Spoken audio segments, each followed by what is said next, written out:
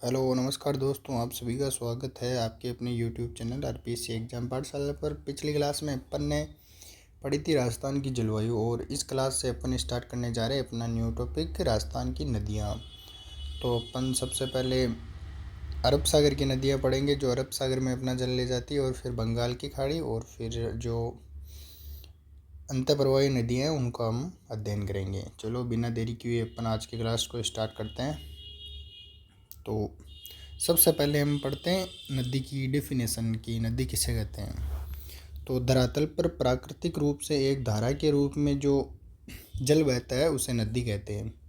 जो प्राकृतिक रूप से एक धारा के रूप में जो जल बहता है उसे नदी कहते हैं। अगर कृत्रिम रूप से जल बहाया गया तो उसे हम नदी नहीं बोल सकते। सहायक नदियाँ छोटी छोटी प्राकृतिक जल धाराएँ जो आगे जाकर बड़ी जल धारा में अपना जल उड़ेलती है। मतलब छोटी छोटी, ये तो एक मेन नदी हो गई, और इसके आसपास छोटी छोटी जल धाराएँ जो अपना जल ले जाकर एक मुख्य नदी में गिराती है, तो इन्हें सहायक नदियाँ बोलते हैं। और ये हो गई मुख्य नदी। ठीक है। राजस्थान के अपोह तंत्र में 15 मुख्य बेसिन और 58 उप बेसिन सम्मिलित है।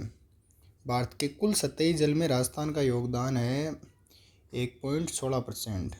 मतलब जो इंडिया की नदियां हैं, इंडिया में जितना भी सतही जल पर धरातल पर जो पानी है उसका राजस्थान के पानी का योगदान है 1.16%।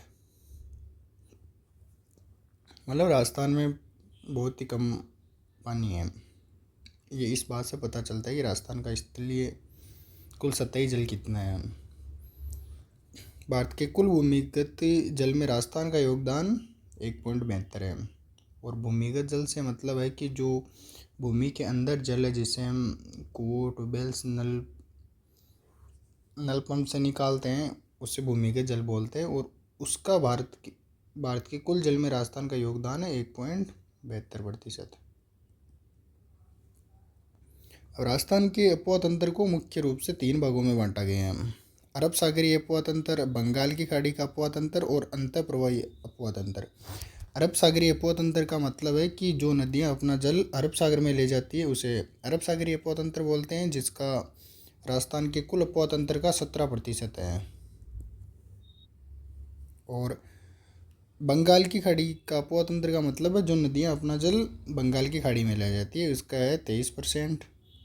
और अंतःप्रवाह तंत्र है जो अपना जल अपने ही क्षेत्र में विलीन हो जाता है या फिर मिल जाती है, जो किसी मुख्य नदी या अरब सागर में या बंगाल की खाड़ी में नहीं मिलाती है अपना जल, और उसका है 60%। तो सबसे ज़्यादा राजस्थान में अंतःप्रवाह तंत्र की नदियाँ हैं, और फिर है बंगाल की खाड़ी की, और बाद में है अरब सागरीय अपोह तंत्र। अब इसी चीज़ को ऊपर मैप के जरिए पढ़ते हैं। ये अरावली पर्वतमाला है, और अरावली पर्वतमाला से निकलने वाली लूनी, पश्चिम बंगाल, साबरमती और माई, ये नदियाँ तो आती है अरब सागरीय अपोह तंत्र का हिस्सा है, जिसमें से लूनी और पश्चिम बनास नदी तो कच्छ के रण में जाती है, और साबरमती और माई नदी बंगाल की खाड़ी में गिरती है। और इधर से जो भी नदियाँ हैं वो अपना जल बंगाल की खाड़ी में लेके जाती है, और ये अरब सागरीय अपोह तंत्र का है। और राजस्थान में अन्य नदियाँ भी पाई जाती है जो मोस्ट ऑफ अंतःप्रवाह तंत्र का हिस्सा है, और उसका 60% है। जैसे घग्गर हुई, सिक्कल की कातली नदी हुई, जैसलमेर की कई नदियाँ हैं, जयपुर की। तो अब हम स्टार्ट करते हैं सबसे पहले अरब सागरीय अपोह तंत्र का, जो कुल अपोह तंत्र का 17% है।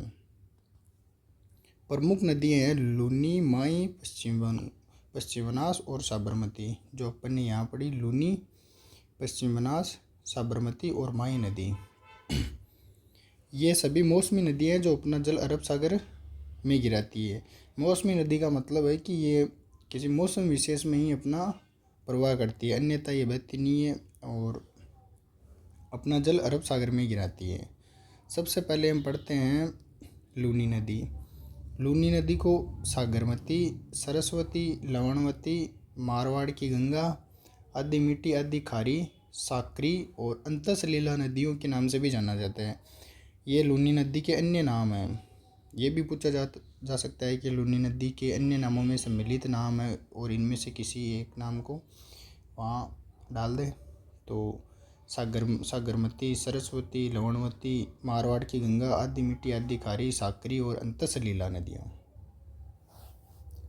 अब हम पढ़ेंगे लूनी नदी का उद्गम कहाँ से होता है, मतलब लूनी नदी निकलती कहाँ से है। तो लूनी नदी नागपाड़, अजमेर के नागपाड़ नामक पर्वत से लूनी नदी का उद्गम होता है और इसका संगम होता है कच्छ के रण में। अपन ने ऊपर भी पढ़ा था, एक तो लूनी नदी और एक पश्चिम मनास नदी का संगम होता है कच्छ के रण में। और साबरमती और माई नदी का होता है खंभात की खाड़ी में। तो इसका संगम होता है कच्छ के रण में जो गुजरात में स्थित है। इसकी कुल लंबाई है 495 किलोमीटर, जो राजस्थान में 330 किलोमीटर है। सबसे ज़्यादा लंबी बहती है एक तो, और मोस्ट ऑफ राजस्थान में स्थित है। इसकी कुल लंबाई 495, उसमें से 330 किलोमीटर तो राजस्थान में ही बहती है। लूनी नदी का प्रवाह क्षेत्र 7 जिलों में स्थित है। राजस्थान के 7 जिलों में अजमेर, ब्यावर, नागौर, बालोतरा, बाड़मेर, जालौर। इसको अपने से भी रख सकते हैं अपना बजाज, अपना बजाज। अजमेर, नागौर, बालोतरा, बाड़मेर, जालौर, ऐसे ये 7 जिले हैं जिनमें से ये बहती है। लूनी बेसिन का सर्वाधिक विस्तार पाली में, जालौर में और बाड़मेर में। सबसे ज़्यादा लूनी बेसिन का विस्तार है पाली में, और फिर है जालौर में, और फिर बाड़मेर में। लूनी पश्चिमी राजस्थान की सबसे लंबी नदी है और लूनी के प्रवाह क्षेत्र को गोडवाड़ प्रदेश भी कहते हैं। अब पढ़ते हैं, ये रहा मैप से समझते हैं अपन। ये लूनी नदी नागपाड़ से निकलती है और इसमें जोजड़ी नदी है जो दाईं ओर से मिलने वाली एकमात्र नदी है। और लीलड़ी, गुइया, बांडी, सूकड़ी, मीठड़ी, जवाई, खारी, सागी, और ये इधर कच्छ की खाड़ी में आकर गिर जाती है। और ये राजस्थान के अजमेर, ब्यावर, बाड़मेर, जालौर इन जिलों में बहती है। लूनी की सहायक नदियाँ, दाईं ओर से मिलने वाली एकमात्र जोजड़ी नदी है जो अपन ने मैप के जरिए भी समझा था, जोजड़ी नदी। और बाईं ओर से मिलने वाली है बांडी, सूकड़ी, खारी, जवाई, सागी, लीलड़ी, मीठड़ी, गुइया। लूनी राजस्थान की सर्वाधिक जल ग्रहण क्षेत्र वाली नदी है। सबसे ज़्यादा जल ग्रहण अगर कोई नदी करती है तो वो है लूनी नदी।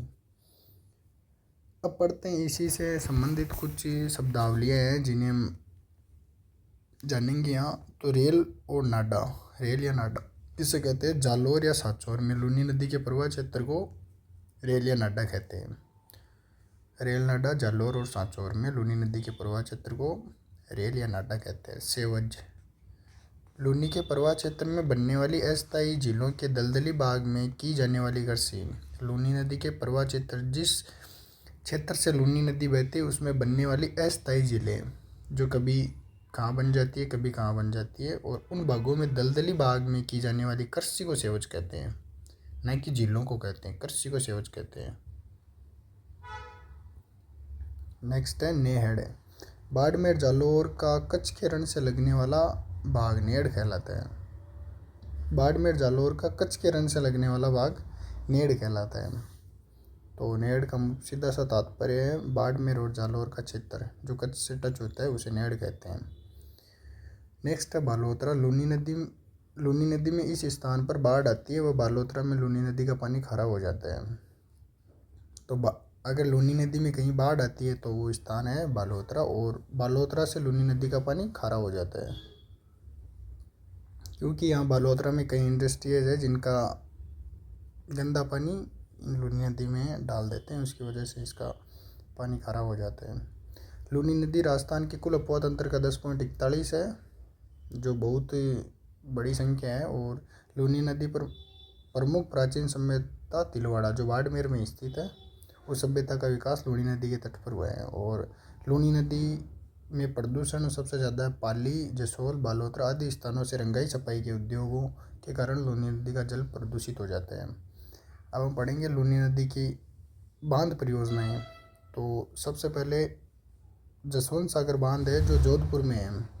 और लूनी नदी पर स्थित है। जवाई बांध है जो पाली नदी पर है, और पाली ज़िले में और जवाई नदी पर है। जवाई नदी लूनी नदी की प्रमुख एक सहायक नदी है, और हेमावास डैम भी पाली में और बांडी नदी पर है। और ये बांकली नदी नहीं है, बांकली बांध है, ये बांकली बांध है जालोर में और सूकड़ी नदी पर। अब हम पढ़ेंगे माही नदी, जो अरब सागर में अपना पानी ले जाने वाली दूसरी प्रमुख नदी है। माही नदी को अन्य नामों से वागड़ की गंगा, काटल की गंगा, आदिवासियों की गंगा, दक्षिण राजस्थान की स्वर्ण रेखा भी कहा जाता है। वागड़ की गंगा, काटल की गंगा, आदिवासियों की गंगा, दक्षिण राजस्थान की स्वर्ण रेखा माही नदी को कहा जाता है। माही नदी का उद्गम होता है मेहंद झील, जो धार जिला मध्य प्रदेश का धार नाम से एक जिला है, उसमें मेहंद झील से इसका उद्गम होता है, और संगम होता है खंबात की खाड़ी में, ना कि कच्छ की खाड़ी में। माही नदी का होता है खंबात की खाड़ी में, जो है गुजरात में। और प्रवाह क्षेत्र है डूंगरपुर, प्रतापगढ़ और बांसवाड़ा। ये बांसवाड़ा से प्रवेश करती है राजस्थान में, और फिर बांसवाड़ा और प्रतापगढ़ से होती हुई डूंगरपुर बांसवाड़ा की सीमा बनाती हुई खंबात की खाड़ी में चली जाती है। राजस्थान में प्रवेश खांडू गांव बांसवाड़ा से प्रवेश करती है, उसकी कुल लंबाई है 576, इसमें से राजस्थान में 171 किलोमीटर। माही नदी कर्क रेखा को 2 बार काटती है। ये दक्षिण राजस्थान है, इसमें ये कर्क रेखा है, और ये माही नदी दक्षिण से आके और 2 बार काट के फिर खंबात की खाड़ी की ओर चली जाती है। तो एकमात्र नदी है ये जो कर्क रेखा को 2 बार काटती है। सहायक नदी है सोम, जाखम, एराव, एनास, चाप, मोरेन, भादर व ईरो नदी। राजस्थान की एकमात्र सहायक नदी जिसका प्रवेश दक्षिण से तथा निकास भी दक्षिण से ही होता है। यह दक्षिण से प्रवेश करती है और दक्षिण में चली जाती है। प्रमुख मैदान है इसका, एक तो प्रतापगढ़ में कंठल का मैदान और छप्पन का मैदान है, जो बांसवाड़ा में स्थित है। कंठल का मैदान प्रतापगढ़ में, छप्पन का मैदान बांसवाड़ा में। और इसमें त्रिवेणी संगम बनता है एक, जो डूंगरपुर के नवाटापरा गांव में है, जिसे बेणेश्वर नाम से जाना जाता है, जिसमें सोम, माही और जाखम नदियों का त्रिवेणी संगम है। तीनों नदियां आकर मिलती है, और यहाँ एक त्रिवेणी संगम बनता है, जो आदिवासियों का कुंभ भी कहा जाता है, और कार्तिक पूर्णिमा को मेला भी लगता है यहाँ। अब बेणेश्वर धाम के बारे में, आदिवासियों का कुंभ कहा जाता है, जहाँ प्रतिवर्ष माघ पूर्णिमा को मेला लगता है, वो कार्तिक पूर्णिमा को नहीं लगता। और माही की बांध परियोजना पढ़ते हैं। माही बजाज सागर बांध है बोरखेड़ा बांसवाड़ा में, और राजस्थान का सबसे लंबा बांध है, जिसकी लंबाई है 3109 मीटर, मतलब 3 किलोमीटर के समथिंग, 3 किलोमीटर से ज़्यादा ही है, 109 मीटर ऊपर है। माही बजाज सागर बोरखेड़ा बांसवाड़ा, कागदी पिक्को बांध भी बांसवाड़ा में, और कड्डाणा बांध रामपुर। माही सागर जिला, कड्डाणा बांध गुजरात में है। अब हम थोड़ी इसके सहायक नदियों के बारे में जान लेते हैं। ये माही नदी है जो गुजरात के धार जिले से मेन झील से निकलती है, और ये इधर राजस्थान में प्रवेश करती है, और इसमें ईरू नदी मिल जाती है, चाप नदी मिल जाती है, सोम, जाखम, मोरेन, भादर मिलती हुई ये वापस खंबात की खाड़ी की ओर चली जाती है। इसमें से हम इसके सहायक नदी प्रमुख जो सोम नदी है, इसके बारे में जानते हैं। सोम नदी का उद्गम बिच्छामेड़ा की पहाड़ियों से होता है, उदयपुर। सोम नदी का उद्गम बिच्छामेड़ा की पहाड़ियों से, और झाकम नदी का उद्गम होता है भंवर माता की पहाड़ियाँ प्रतापगढ़ से। तो आज की क्लास थोड़ी लंबी हो गई, तो इसी के साथ में हम आज की क्लास को यहीं समाप्त करते हैं, और नेक्स्ट क्लास में हम पढ़ेंगे नेक्स्ट नदियाँ जो अरब सागर की बची हुई है, और फिर पढ़ेंगे बंगाल की खाड़ी की। इसी के साथ में और अपने YouTube चैनल को लाइक, शेयर और सब्सक्राइब कीजिए, ताकि ज़्यादा से ज़्यादा लोग देखें और सबको पढ़ने का मौका मिले। ठीक है, थैंक यू, जय हिंद, जय भारत।